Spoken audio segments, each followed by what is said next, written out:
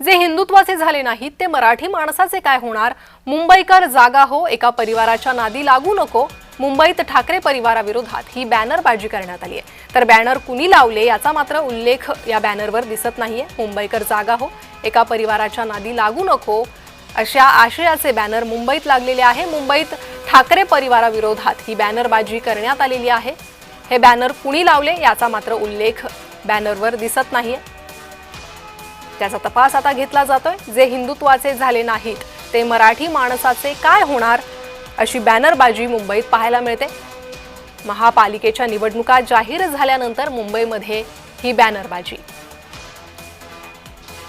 तर ठाकरे परिवाराविरोधात मुंबईत ही बॅनरबाजी करण्यात आलेली आहे. बॅनर नेमके कुणी लावलेत या संदर्भातली माहिती समोर येऊ शकली नाहीये. तर निवडणुका जाहीर झाल्या महानगरपालिकेच्या. मुंबई महानगरपालिका ही अतिशय महत्त्वाची महानगरपालिका समजली जाते.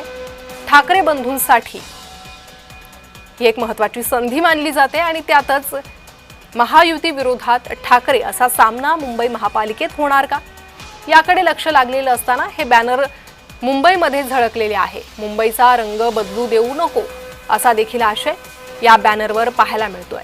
मुंबईकर जागा हो, एका परिवाराच्या नादी लागू नको. मुंबईचा रंग बदलू देऊ नको अशी बॅनरबाजी ठाकरे बंधूंच्या विरोधात, ठाकरे परिवाराच्या विरोधात करण्यात आलेली आहे. आता हे बॅनर कुणी लावले याकडे लक्ष आहे.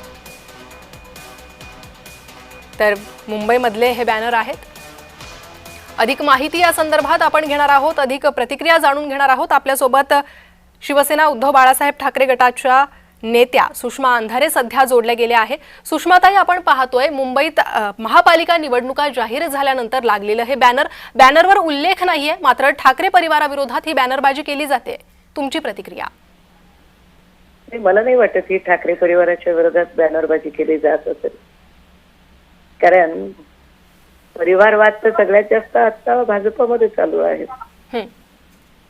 देवरांना उमेदवारी देणारे किंवा देवरांच्या सोबत घरोबा करणारे किंवा अनेक ठिकाणी गिरीश महाजनांच्याच घरात उमेदवारी देणारे कितीतरी आता असे परिवार आहेत की जे परिवार हे परिवारवादातनं आलेले आहेत आणि त्यांना परिवारवादासकट भाजपाने स्वीकारलेलं आहे.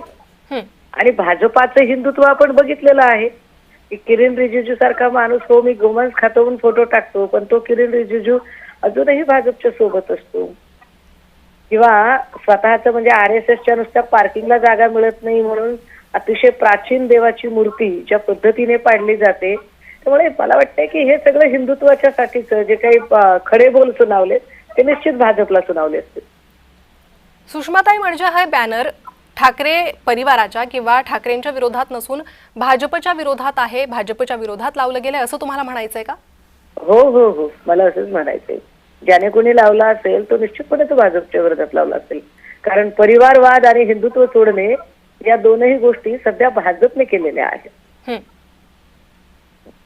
जी सुषमाताई, धन्यवाद या सविस्तर प्रतिक्रियेसाठी. तर हे बॅनर भाजपच्याच विरोधात लावण्यात आलेलं आहे असं सुषमा अंधारे यांचं म्हणणं आहे. मात्र आता हे बॅनर नेमकं कुणी लावलं आणि कुणाच्या विरोधात लावलं हे पाहणं महत्त्वाचं आहे. त्या संदर्भातली माहिती लवकरच समोर येईल अशी आशा आहे. बॅनर कुणी लावलं याचा उल्लेख बॅनरवर नाहीये,